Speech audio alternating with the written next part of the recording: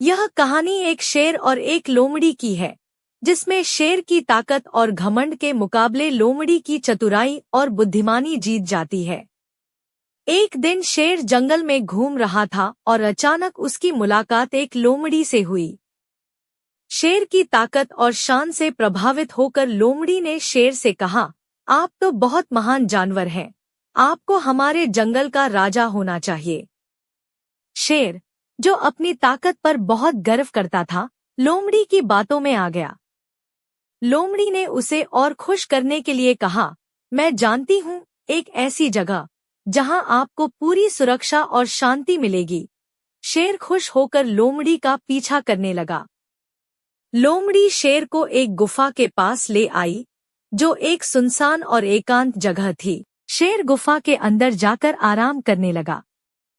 जैसे ही शेर गुफा के अंदर गया, लोमड़ी ने तुरंत एक बड़ा पत्थर गुफा के मुंह पर गिरा दिया। शेर गुफा में फंस गया और बाहर निकलने की कोशिश करने लगा। वह यह समझ नहीं पाया कि लोमड़ी ने उसे क्यों धोखा दिया।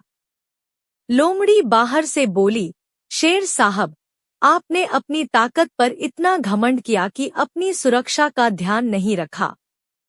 अब समय आ गया है कि आप समझें कि केवल ताकत से कुछ नहीं होता और किसी पर भी आंख मूंद कर विश्वास नहीं करना चाहिए। शेर बहुत गुस्से में था, लेकिन वह फंसा हुआ था और कुछ नहीं कर सका। आखिरकार शेर को अपनी गलती का एहसास हुआ कि ताकत के बावजूद किसी की चतुराई और होशियारी से बचना बहुत जरूरी है। इस कहानी से हमें यह शिक्षा मिलती है कि सिर्फ ताकत और घमंड से काम नहीं चलता, बल्कि बुद्धिमानी और चतुराई से भी काम लेना चाहिए और कभी भी किसी को हल्के में नहीं लेना चाहिए।